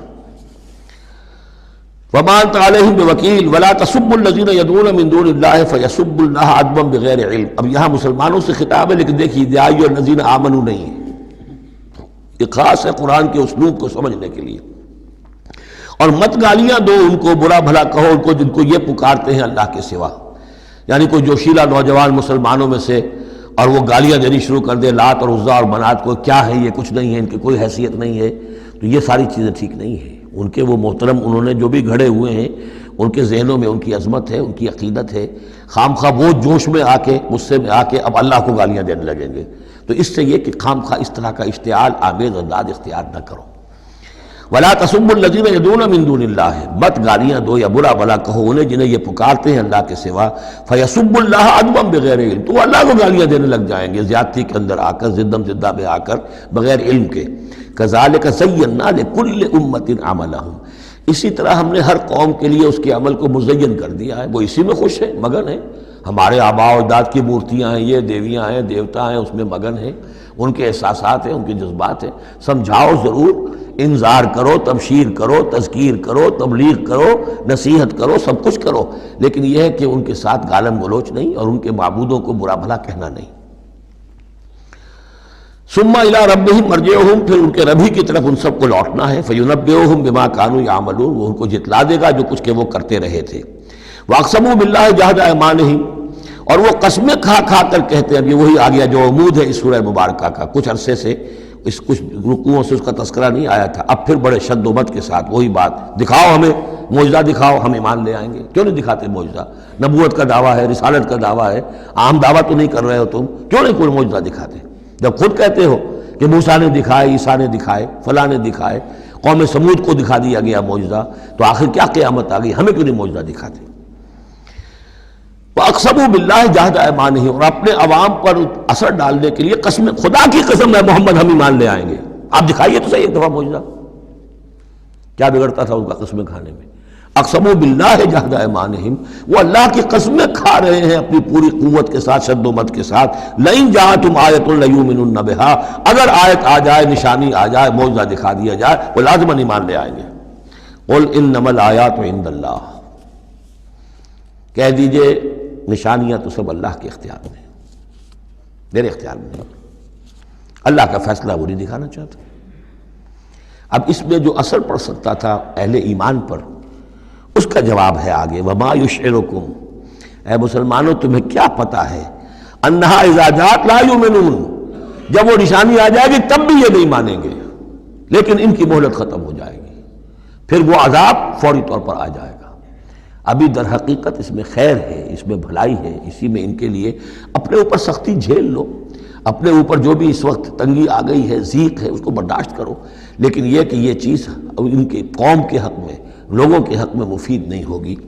اور اب جو آیت آئی ہے وہ بہت ہی اہم ہے، وَنُقَلِّبُ أَفْئِدَتَهُمْ وَأَبْصَارَهُمْ كَمَا لَمْ يُؤْمِنُوا بِهِ أَوَّلَ مَرَّةٍ، ہم ان کے دلوں کو الٹ دیں گے، ان کی نگاہوں کو الٹ دیں گے، اس لیے کہ وہ ایمان نہیں لائے تھے پہلی مرتبہ۔ دیکھیے یہ قاعدہ قانون اب اچھی طرح سمجھ لیجئے جو سورہ بقرہ کے شروع ہی میں آ گیا تھا پہلے رکوع میں۔ انسان کا معاملہ یہ ہے کہ اللہ تعالیٰ نے اسے جو صلاحیتیں دی ہیں، اگر وہ اس کو استعمال کرے گا تو اس صلاحیت میں اضافہ ہوتا ہے۔ آپ علم جو ہے لوگوں کو سکھائیں گے، آپ کے علم میں اضافہ ہوگا۔ آپ آنکھ کا استعمال کریں گے، آنکھ کی بصارت برقرار رہے گی۔ پٹی باندھ دیجیے آنکھ پر، 2-4 مہینے تک پٹی بندھی رہے، بصارت زائل ہو جائے گی۔ اس جوڑ کا کام ہے کہ یہ چلے، حرکت کرے، اس کے اوپر آپ پلاسٹر لگا دیجیے، کئی مہینے لگا رہے، اس کی حرکت ختم ہو جائے گی، لاک ہو جائے گی۔ جو صلاحیت اللہ نے دی ہے اس کا استعمال نہیں ہوگا تو وہ ہوتے ہوتے وہ صلاحیت پھر زائل ہو جاتی ہے، ضائع ہو جاتی ہے، سلب ہو جاتی ہے۔ ایک باطنی صلاحیت ہے حق کو پہچاننے کی، میرے اندر وہ صلاحیت ہے، مجھ پہ حق منکشف ہوا اور میرے دل نے گواہی دی حق ہے، میں نے اس کو دیکھنے سے انکار کر دیا، نہیں مانوں گا میں، ضد کی وجہ سے، تعصب کی وجہ سے، ہر درمی کی وجہ سے۔ اب اس کے بعد دوبارہ پھر کہیں وہ حق کی ایک چنگاری سی روشن ہوئی، اب اس کا اثر آپ پر کم ہوگا، اس کے اثرات جو ہیں وہ کم ہوں گے، ہوتے ہوتے وہ شکل ہو جائے گی کہ اب سرے سے وہ حق کے پہچاننے کی صلاحیت ہی ختم ہو جائے گی۔ اس کو کہا ہے ختم اللہ علی قلوبہم وعلی سمعہم وعلی ابصارہم غشاوہ، اللہ نے مہر کر دی ہے ان کے دلوں پر اور ان کی سماعت پر اور ان کی آنکھوں کے آگے پردے ڈال دیے، اس لیے کہ اب مہر ہو گئی، جس کو انگریزی میں ہم کہتے ہیں پوائنٹ آف نو ریٹرن، اب اس انتہا کو پہنچ چکے ہو تم کہ یہاں سے واپسی کا کوئی امکان نہیں۔ ہر معاملے میں کوئی ایک وقت ہوتا ہے کہ ابھی آپ واپس جا سکتے ہیں، کوئی پسپائی کوئی اختیار کر سکتے ہیں، کوئی واپس جا سکتے ہیں، کوئی شرافت کے ساتھ کہیں جو ہے وہ آپ ریٹریکٹ کر سکتے ہیں اپنے سٹیپس کو، ایک حد کے بعد پھر ممکن نہیں ہوتا۔ اسی کو یہاں کہا ہے کہ چونکہ جب پہلی مرتبہ حق ان پر منکشف ہو گیا، اللہ نے حجت قائم کر دی، حق منکشف ہو گیا، پہچان لیا ان کے دل نے، ان کی روح نے کہ بصیرت باطنی نے کہ یہ حق ہے، تو فوراً مان لیتے تو خیریت تھی۔ چونکہ انہوں نے نہیں مانا تو اب تو ہم ان کے دلوں کو الٹ دیں گے، 100 معجزے بھی دیکھ لیں گے تو یہ ایمان نہیں لائیں گے۔ وَنُقَلِّبُ أَفْئِدَتَهُمْ وَأَبْصَارَهُمْ، ہم الٹ دیں گے ان کے دلوں کو بھی، ان کی نگاہوں کو بھی، کما لم یؤمنوا بہ اول مرہ، جیسے کہ وہ ایمان نہیں لائے تھے پہلی مرتبہ۔ وَنَذَرُهُمْ فِي طُغْيَانِهِمْ يَعْمَهُونَ، ان کو چھوڑ دیں گے اپنی سرکشی کے اندر بڑھتے چلے جائیں۔ یہی وہ لفظ آ گیا جو شروع میں سورہ بقرہ کے آ چکا ہے، باطنی اندھاپا جو ہے، ایک ہے عین میم یہ آنکھوں کا اندھا ہو جانا، ایک ہے عین میم ہے دل کا اندھا ہو جانا۔ ہم چھوڑ دیں گے یہ باطنی جو ان کی ذہنی، نفسیاتی اور اخلاقی جو ان کی گمراہیاں ہیں اور جو اندھیارے ہیں ان میں بھٹکتے ہوئے چھوڑ دیں گے۔ وَلَوْ أَنَّنَا نَزَّلْنَا إِلَيْهِمُ الْمَلَائِكَةَ، اب پھر خطاب ہو رہا ہے، اگر ہم ان کے اوپر فرشتے اتار دیتے، یعنی ان کو جو یہ کہہ رہے ہیں کہ فرشتہ آیا، ہم فرشتوں کی فوجیں اتار سکتے ہیں، دکھا سکتے ہیں کہ فرشتہ آسمان سے اتر رہا ہے۔ وَكَلَّمَهُمُ الْمَوْتَى، اور خواہ ان سے موت مردہ جو ہے قبروں سے نکل کر بات کرتے ہیں۔ وَحَشَرْنَا عَلَيْهِمْ كُلَّ شَيْءٍ قُبُلًا، اور ہر چیز ہم لا کر ان کے سامنے رو کر دیتے، جمع کر دیتے۔ مَا كَانُوا لِيُؤْمِنُوا إِلَّا أَن يَشَاءَ اللَّهُ، تب بھی یہ نہیں ہے ایمان لانے والے الا یہ کہ اللہ چاہے۔ تو اللہ چاہے اور کسی کے اندر اس کی اگر طلب ہے تو اللہ تعالیٰ ان معجزوں کے بغیر بھی لوگوں کی آنکھیں کھول رہا ہے۔ جو ایمان لائے ہیں وہ معجزے دیکھ کر تو نہیں لائے، وہ طالب حق تھے، انہیں حق جو ہے مل گیا۔ وَلَٰكِنَّ أَكْثَرَهُمْ يَجْهَلُونَ، لیکن ان کی اکثریت جو ہے وہ جاہلوں پر مشتمل ہے، اور جاہل سے مراد جذباتی لوگ جو عقل سے کام نہیں لیتے بلکہ اپنے جذبات کے اندر کے اعلی کار بن جاتے ہیں۔ اگلی آیت جو ہے یہ بھی بہت اہم ہے، ایک فلسفہ دین کے اعتبار سے، بلکہ فلسفہ تحریک، دعوت و تحریک کے اعتبار سے بہت اہم ہے۔ وَكَذَلِكَ جَعَلْنَا لِكُلِّ نَبِيٍّ عَدُوًّا شَيَاطِينَ الْإِنسِ وَالْجِنِّ، اور اسی طرح ہم نے ہر نبی کے دشمن بنا دیے انسانوں اور جنوں میں سے شیطان، ہم نے بنا دیے۔ سوچئے، غور کیجئے، نبی کے لیے تو مدد چاہیے تھی، کیوں شیطان اٹھا دیا اللہ نے ان کے خلاف؟ اس کا فلسفہ بیان ہو رہا ہے۔ اگر کشاکش حق و باطل نہ ہو تو تمیز کیسے ہوگی کون واقعی حق پرست ہے اور کون ایسا ہی، کون واقعی محبت کرتا ہے اللہ سے اور کون دودھ پینے والا مجنوں ہے، وہ نام کا ہی صرف محبت کر رہا اور ایمان کیسے پتہ چلتا؟ یہ تو آزمائش کے لیے ہے دنیا بنائی گئی ہے۔ اگر شر کا وجود ہی نہ ہو، خیر ہی خیر ہو، تو آزمائش کہاں ہوگی؟ لہذا ایک تو ہم کرتے ہیں خود، تندی باد مخالف سے نہ گھبرا ہے عقاب، یہ تو چلتی ہے تجھے اونچا اڑانے کے لیے، یہ تو تمہارے لیے چیلنج ہے، اہل ایمان کے لیے چیلنج ہے۔ ان کے مرتبے اونچے ہوتے ہیں، جو جتنا سفر کر رہا ہے، جو جتنی استقامت دکھا رہا ہے، جو جتنا ایثار کر رہا ہے، اتنے ہی تو اس کے رتبے بلند ہوں گے، ورنہ کیسے حفظ مراتب ہوگا؟ کیسے معلوم گا ہوز ہو کس کا کیا مقام ہے؟ وَكَذَلِكَ جَعَلْنَا لِكُلِّ نَبِيٍّ، ہم نے خود اٹھائے، ہم نے بنائے ہر نبی کے لیے دشمن شیاطین الانس والجن، شیاطین جن و انس، یوحی بعضهم الی بعض زخرف القول غرورا، وہ ایک دوسرے کو اشاروں کنایوں میں وحی سے وہ ایسی باتیں، ملمہ کی ہوئی باتیں، فریب والی باتیں جو ہے وہ کرتے رہتے ہیں، ایک دوسرے کو گمراہ اور کرنے کے لیے، ایک دوسرے کے لیے اور سپورٹ کرنے کے لیے۔ وہ جو جن ہے شیطان، وہ آ کر اس انسان شیطان کے کان میں پھونک مارتا ہے، ابھی ذرا تم اور صبر کرو، ابھی اور دیکھو کہیں تم پھسل نہ جانا، دیکھنا کہیں تم حق کو قبول نہ کر لینا۔ تو یہ ان کا آپس میں جو ہے گٹھ جوڑ، اس لیے کہ ہم نے خود ان کو یہ چھوٹ دی ہے۔ وَكَذَلِكَ جَعَلْنَا لِكُلِّ نَبِيٍّ عَدُوًّا شَيَاطِينَ الْإِنسِ وَالْجِنِّ يُوحِي بَعْضُهُمْ إِلَىٰ بَعْضٍ زُخْرُفَ الْقَوْلِ غُرُورًا وَلَوْ شَاءَ رَبُّكَ مَا فَعَلُوهُ، اور اگر آپ کا رب چاہتا تو وہ یہ نہ کر سکتے۔ ظاہر بات ہے کہ یہ کائنات میں کوئی پتا بھی اللہ کے اذن کے بغیر ہل نہیں سکتا۔ ابو جہل کی کیا مجال تھی کہ حضرت سمیہ کو شہید کر دیتا؟ ہے کون وہ؟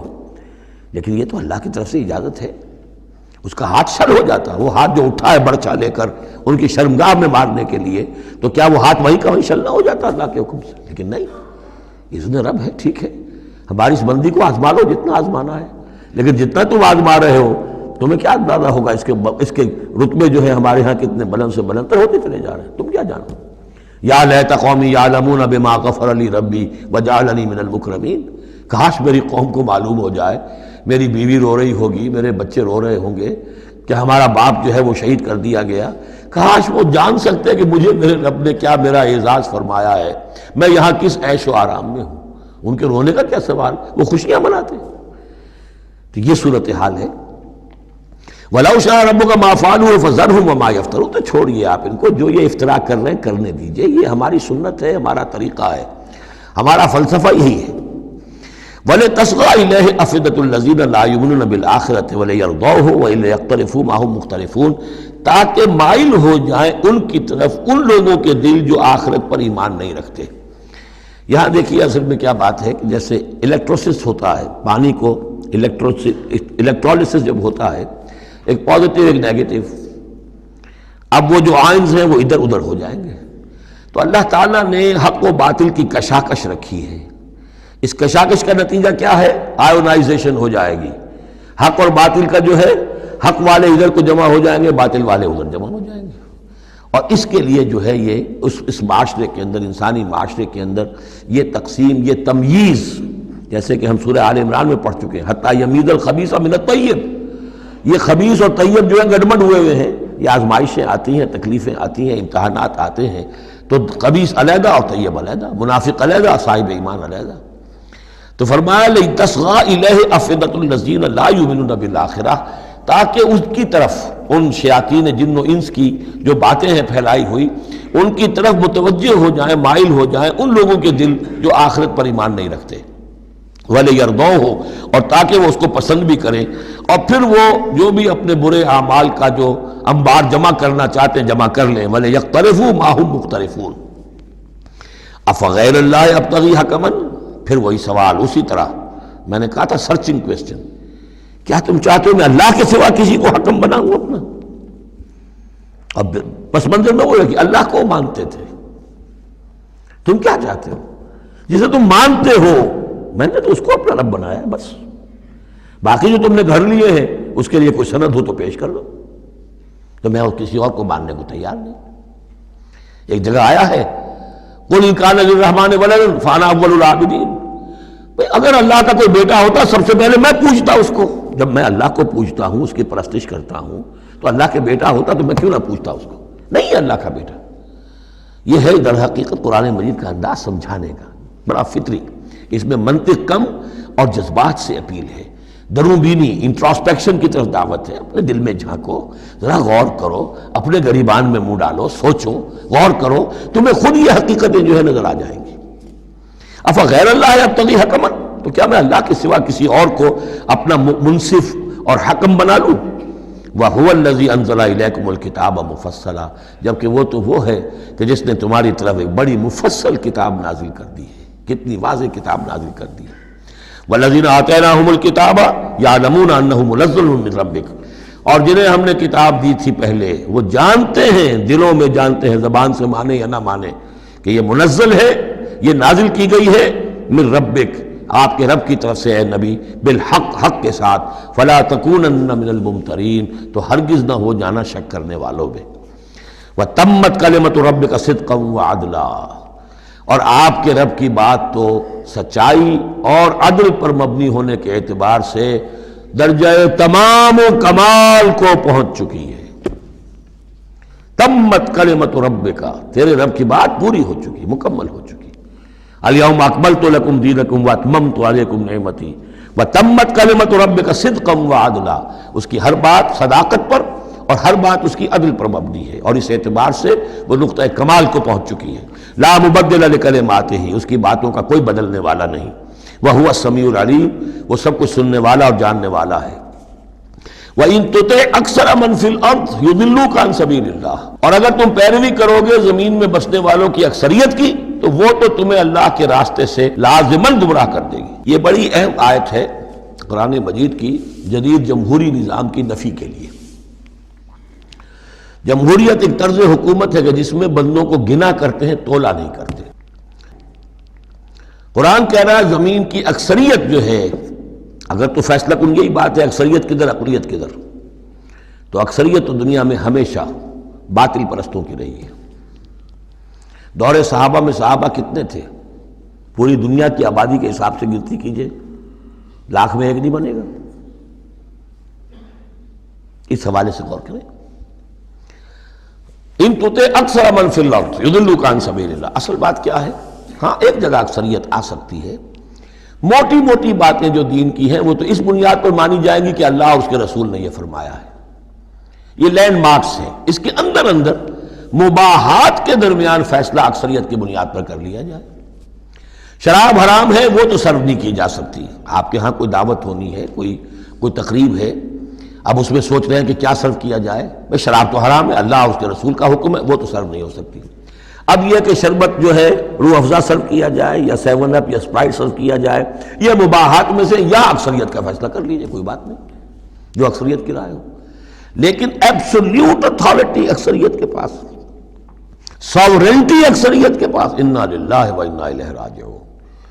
وَإِن تُطِعْ أَكْثَرَ مَن فِي الْأَرْضِ يُضِلُّوكَ عَن سَبِيلِ اللَّهِ۔ ساورنٹی اللہ کے پاس رہے گی، اس کا حکم اپنی جگہ پر، باقی مباحات کے دائرے میں آپ اکثریت کی رائے پر بھی چل سکتے ہیں۔ إِن يَتَّبِعُونَ إِلَّا الظَّنَّ، یہ نہیں پیروی کر رہے مگر صرف ظن و تخمین کی، اٹکل پچوں کی۔ وَإِنْهُمْ إِلَّا يَخْرُصُونَ، اور یہ نہیں کچھ کر رہے سوائے اس کے کہ کچھ اندازے انہوں نے مقرر کیے ہیں۔ ان ربک هو اعلم من يضل عن سبیلہ، آپ کا رب خوب واقف ہے ان سے کہ جو اس کے راستے سے بھٹک چکے ہیں۔ وهو اعلم بالمہتدین، اور وہ خوب واقف ہے ان سے بھی جو ہدایت کی راہ پر ہیں۔ فَكُلُوا مِمَّا ذُكِرَ اسْمُ اللَّهِ عَلَيْهِ إِن كُنتُم بِآيَاتِهِ مُؤْمِنُونَ، تو کھاؤ ان چیزوں میں سے جن پر اللہ کا نام لیا گیا ہے اگر تم اس کی آیات پر ایمان رکھتے ہو۔ یہ پھر وہی جو عرب کے اندر مشرکوں میں جو جاہلی تصورات تھے، توہمات تھے، تو ان کو پھر رد کرنے کے لیے، بلکہ پھر نہیں کہنا چاہیے، یہ تو مکی صورتیں ہیں، یہ کام تو ہو چکا تھا، باقی یہ کہ وہ تو جو بھی آخری پھر ٹچز تھے وہ سورہ مائدہ وغیرہ میں دیے گئے ہیں۔ وَمَا لَكُمْ أَلَّا تَأْكُلُوا مِمَّا ذُكِرَ اسْمُ اللَّهِ عَلَيْهِ، یہ تم نے جو بنا لی ہیں چیزیں، اب ان کے اوپر چاہے وہ حام اور صائبہ اور یہ وسیلہ اور یہ وہ کوئی شے اللہ نے مقرر نہیں کی ہے، ان کو ذبح کرو، حلال جانور ہے، اونٹ ہے، کچھ اور ہے، اس کو حلال کر سکتے ہو، اللہ کا نام لو اور کھاؤ۔ وَمَا لَكُمْ أَلَّا تَأْكُلُوا مِمَّا ذُكِرَ اسْمُ اللَّهِ عَلَيْهِ وَقَدْ فَصَّلَ لَكُمْ مَا حَرَّمَ عَلَيْكُمْ، جبکہ اللہ تعالیٰ تفصیل بیان کر چکا ہے تمہارے لیے وہ ان چیزوں کی جو حرام کی گئی ہیں۔ یہ سورۃ النحل کے اندر بھی یہ مضمون چونکہ آیا تھا، وہ آگے چل کر پڑھیں گے 14ویں پارے میں، لہذا وہ صورت اس سے پہلے نازل ہوئی ہے، لہذا فرمایا جا رہا کہ وہ تمہارے اوپر اس کی تفصیل پہلے بیان کی جا چکی ہے۔ إِلَّا مَا اضْطُرِرْتُمْ إِلَيْهِ، اس میں بھی تمہارے لیے گنجائش ہے کہ اگر اضطرار ہے، جان پر بنی ہوئی ہے، بھوک سے جان نکل رہی ہے، تو ان حرام چیزوں میں سے بھی کچھ کھا کر جان بچائی جا سکتی ہے۔ وَإِنَّ كَثِيرًا لَيُضِلُّونَ بِأَهْوَائِهِمْ بِغَيْرِ عِلْمٍ، اور اکثر لوگ جو ہیں وہ بغیر کسی تحقیق کے، بغیر علم کے، اپنی خواہشات کی بنا پر لوگوں کو گمراہ کرتے پھرتے ہیں۔ ان ربک هو اعلم بالمعتدین، اور یقیناً تیرا رب خوب جانتا ہے ان حد سے تجاوز کرنے والوں کو۔ وَذَرُوا ظَاهِرَ الْإِثْمِ وَبَاطِنَهُ، اور چھوڑ دو، تعلق منقطع کر لو ہر طرح کے گناہ سے، چاہے وہ کھلا ہو یا چھپا ہو۔ ان الذین یکسبون الاسم، یقیناً جو لوگ گناہ کماتے ہیں، سیجزون بما کانوا یختلفون، تو انہیں یقیناً بدلہ ملے گا اس کا جو وہ جمع کر رہے ہیں، جو کھتے بھر رہے ہیں برائیوں کے اور برے اعمال کے، ان کا پورا بدلہ ملے گا۔ ولا تاکلوا مما لم یذکر اسم اللہ علیہ، اور مت کھاؤ اس میں سے جس پر اللہ کا نام نہ لیا گیا ہو۔ یہ اصل میں ایک خاص چیز ہے جو آگے آئے گی آیت نمبر 138 میں، کہ ان کے اسی قسم کے توہمات میں سے بعض جانوروں پر وہ کہتے تھے اللہ کا نام لینا ہی نہیں ہے، اس کا خاص طور پر تذکرہ ہے، یہ عام نہیں ہے یہ آیت۔ ولا تاکلوا مما لم یذکر اسم اللہ علیہ، مت کھاؤ اس میں سے کہ جس پر اللہ کا نام نہیں لیا جاتا۔ وَإِنَّهُ لَفِسْقٌ، یقیناً وہ جو ہے وہ تو گناہ ہے اس کا کھانا۔ وَإِنَّ الشَّيَاطِينَ لَيُوحُونَ إِلَىٰ أَوْلِيَائِهِمْ لِيُجَادِلُوكُمْ، اور یہ شیاطین جو ہیں یہ اپنے دوستوں اور اپنے ساتھیوں کو وحی کرتے رہتے ہیں، پٹی پڑھاتے رہتے ہیں، وسوسہ اندازی کرتے رہتے ہیں تاکہ وہ تم سے جھگڑا کریں۔ وَإِنْ أَطَعْتُمُوهُمْ إِنَّكُمْ لَمُشْرِكُونَ، اگر تم ان کا کہنا مانو گے تو تم بھی مشرک ہو جاؤ گے۔ اب ایک بڑی پیاری بات وہ کہتے تھے، آپ کو بھی اچھی لگے گی، دیکھو جو اللہ نے مارا ہے خود مر گیا، وہ تو تم نے حرام کر دیا، جو خود مارتے ہو وہ حلال ہو گیا۔ بات اچھی لگے گی نا؟ جیسے انما البیع مثل الربا، بیع بھی تو ربا کی طرح ہے، اس میں بھی نفع ہوتا ہے، اس میں بھی نفع ہوتا ہے۔ تو یہ جو اشکالات ہوتے ہیں بظاہر جو ہیں بڑے دل نشین، تو اسی طریقے سے یہ کہ اللہ کا مارا ہوا ہے، یہ اللہ نے مارا، یہ مر گیا اپنی موت، اس اللہ نے مارا، یہ تو حرام ہے، اور تم جسے مارو جسے ذبح کرو وہ حلال ہے۔ اب یہ بات جو ہے، لیکن یہ کہ تم یہ مجادلہ کریں گے تم سے، یہ دلیل بازی کریں گے، یہ تمہارے سامنے جو ہے اس طرح کی حرکتیں کریں گے، لیکن تم چھوڑو انہیں، دفع کرو۔ اب امن کا تھا میتن فاحییناہ ہو، تو بنا جو کوئی تھا مردہ اور ہم نے اسے زندہ کر دیا۔ اس سے مراد ہے حیات معنوی اور موت معنوی۔ ایک شخص جو اللہ سے واقف نہیں ہے، صرف دنیا کا بندہ بنا ہوا ہے، تو وہ در حقیقت ایک انسانیت اس کی مردہ ہے، وہ حیوان کی حیثیت سے جو زندہ ہے، بحیثیت انسان وہ مردہ ہے۔ پھر اللہ نے اسے ہدایت دی، اس کو ایمان کی اب وہ زندہ ہوا۔ اب امن کانا میتن فاحییناہ وجعلنا لہ نورا، اور پھر ہم اس کو نور بنا دے دیتے ہیں۔ اب وہ اللہ کی کتاب اس کے سامنے ہے، یمشی بہ فی الناس، اب اس کو لے کر وہ چل رہا ہے لوگوں کے مابین۔ کمن مثلہ فی الظلمات، کیا وہ شخص ان کی طرح ہو جائے گا کہ جو اندھیروں میں بھٹک رہا ہو، لیس بخارج منہا، اور اس سے وہ نکلنے والا ہے ہی نہیں۔ کذالک زین للکافرین ما کانوا یعملون، اس طرح مزین کر دیا گیا، کھبا دیا گیا ان کافروں کے لیے جو کچھ کہ یہ کر رہے ہیں، یعنی اس میں ہی مگن ہے وہ۔ لیکن ایک وہ شخص تھا جس کو پہلے ہوش نہیں تھا، توجہ نہیں تھی، حضرت عمر ہے رضی اللہ تعالیٰ عنہ، 6 سال لگ گئے، حضرت حمزہ ہے 6 سال لگ گئے، 6 سال میں ایمان لا رہے ہیں۔ لیکن پھر یہ ہے کہ اللہ نے ہدایت دے دی، اس کے بعد یہ ہے کہ وہ نور قرآن مجید بھی موجود ہے، اب چل رہے ہیں، آگے بڑھ رہے ہیں، سر فروشیاں کر رہے ہیں۔ اب ایک وہ جو بھٹکتے ہی رہے ساری عمر اور اسی اندھیاروں کے اندر ہی جانے دے گئے۔ وَكَذَلِكَ جَعَلْنَا فِي كُلِّ قَرْيَةٍ أَكَابِرَ مُجْرِمِيهَا، اسی طرح ہم نے ہر بستی میں بڑے بڑے مجرم کھڑے کیے، لِيَمْكُرُوا فِيهَا، تاکہ وہ اس میں خوب چالیں چلیں۔ وہی بات، شیاطین الانس والجن کو ہم نے اٹھایا، اسی طرح ہر بستی کے اندر جو سردار اور بڑے وہاں کے چودھری ہوتے ہیں، ہم ان کو چھوٹ دیتے ہیں کہ وہ کھڑے ہوں اور روکیں لوگوں کو، اور لوگوں کو ستائیں، اور لوگوں سے امتحان لیں، لوگوں کو آزمائش میں ڈالیں، چالیں چلیں، تاکہ جو صاحب جوہر ہیں ان کے جوہر کھلیں، ان کے اور نکھریں، ان کے اندر کی صلاحیتیں جو ہے وہ اور اجاگر ہوں۔ اکابر مجرمیہا لیمکروا فیہا، تاکہ خوب چالیں چلیں۔ وما یمکرون الا بانفسہم، حالانکہ وہ نہیں مکر کر رہے مگر اپنی جانوں پر، سارا وبال تو اپنے اوپر لے لیں گے بالآخر۔ بظاہر جو کچھ کر رہے ہیں وہ، لیکن یہ کہ اس کا جب نتیجہ ان کے سامنے آئے گا، جو سمیہ اور یاسر کے ساتھ کیا ہے ابو جہل نے رضی اللہ تعالیٰ عنہما، جب وہ حقیقت سامنے آئے گی تب آنکھ کھلے گی۔ جب آنکھ کھلی گل کی تو موسم تھا خزاں کا۔ الا بانفسہم وما یشعرون، لیکن انہیں اس کا شعور نہیں ہے۔ وَإِذَا جَاءَتْهُمْ آیَةٌ قَالُوا لَن نُؤْمِنَ حَتَّىٰ نُؤْتَىٰ مِثْلَ مَا أُوتِیَ رُسُلُ اللَّهِ، اور جب ان کے پاس کوئی نشانی آتی ہے، نشانی سے مراد قرآن کی آیت، قرآن کی دلیل، تشبیہ، تصریف آیات نئے انداز میں، فرمایا جب بھی ان کے پاس آیت آتی قالوا لن نؤمن، وہ کہتے ہیں ہم ہرگز ایمان نہیں لائیں گے، حتیٰ نؤتیٰ مثل ما اوتی رسول اللہ، جب تک کہ ہمیں بھی وہی چیز نہ دی جائے جو اللہ کے دوسرے رسولوں کو دی گئی تھی، ویسے ہی حصی معجزے۔ اللہ عالم حیث یجعل رسالتہ، اللہ تعالیٰ زیادہ واقف ہے اس سے کہ وہ اپنی رسالت کے لیے کیا جگہ، کیا محل، کیا مقام معین کرے۔ اللہ تعالیٰ نے اس وقت ان کے لیے یہی رکھا، وہ بھی اللہ کی حکمت کے تحت تھا۔ اور اب جب کہ نوع انسانی شعور کے اعتبار سے بلوغ کی عمر کو پہنچ چکی ہے، بچہ چھوٹا ہوتا ہے کھیلنے کے لیے کھلونے دیے جاتے ہیں، لیکن ذرا بڑا ہو جائے تو اسے کھلونے نہیں دیے جاتے، اب اسے حکمت سکھائی جاتی ہے، عقل سکھائی جاتی ہے، شعور سکھایا جاتا ہے، تمیز سکھائی جاتی ہے۔ تو وہ نوع انسانی کا دور طفولیت تھا، اس میں ابھی ان کا فہم، ان کی عقل، ان کے شعور، ابھی ان کی جو ہے بلوغت کو نہیں پہنچی تھی یہ شعور کی چیزیں، لہذا ان کے لیے وہ کھلونے بھی تھے، حصی معجزات بھی تھے۔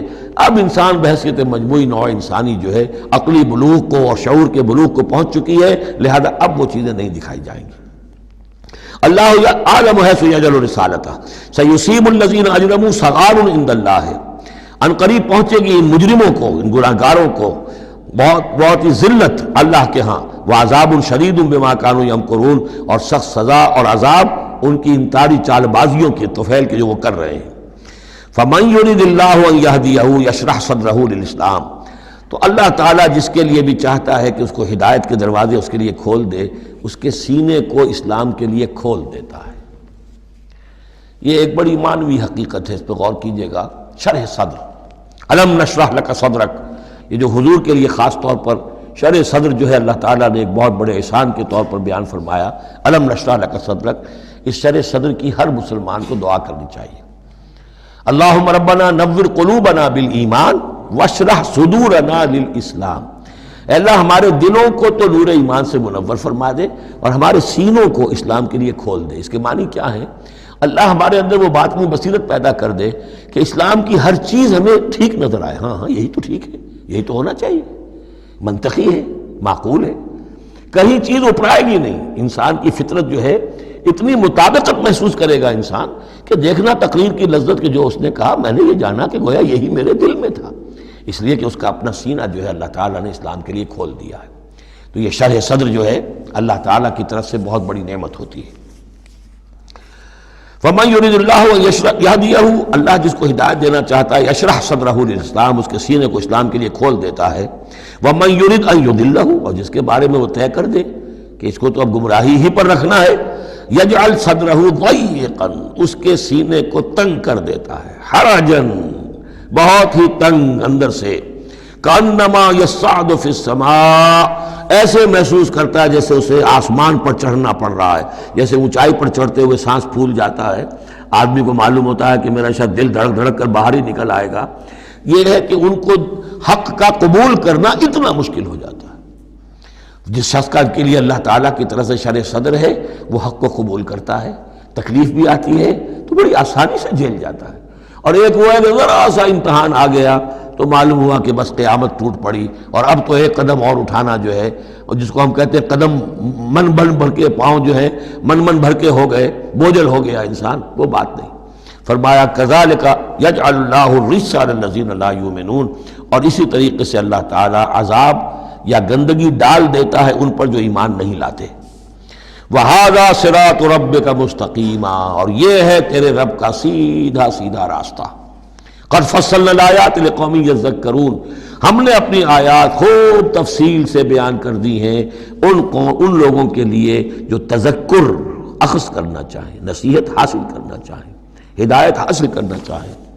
لَهُمْ دَارُ السَّلَامِ عِندَ رَبِّهِمْ، ان کے لیے سلامتی والا گھر ہے ان کے رب کے پاس، جنت کے لیے یہ دوسرا لفظ ہے دار السلام۔ وَهُوَ وَلِيُّهُمْ، وہی ان کا مددگار ہے، پشت پناہ ہے، وہی ان کا حمایتی ہے، ان کا دوست ہے۔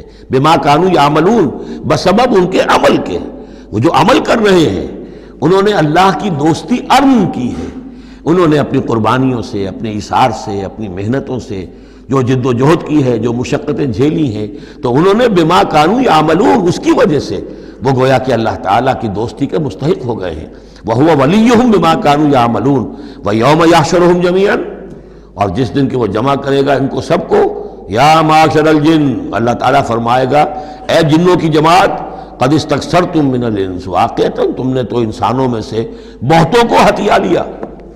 جو کہا تھا اس بڑے جن نے، عزازیل نے، کہ تو دیکھے گا وما تجد اکثرهم شاکرین، کہ ان کی اکثریت شکر کرنے والی نہیں ہو گئی، تو گویا کہ ایک طرح کا شاباش جو ہے اللہ تعالیٰ کی طرف سے ان کو دی جائے گی۔ یا معاشر الجن قد استکثرتم من الانس، تم نے تو بہت سے انسانوں کو ہتھیا لیا۔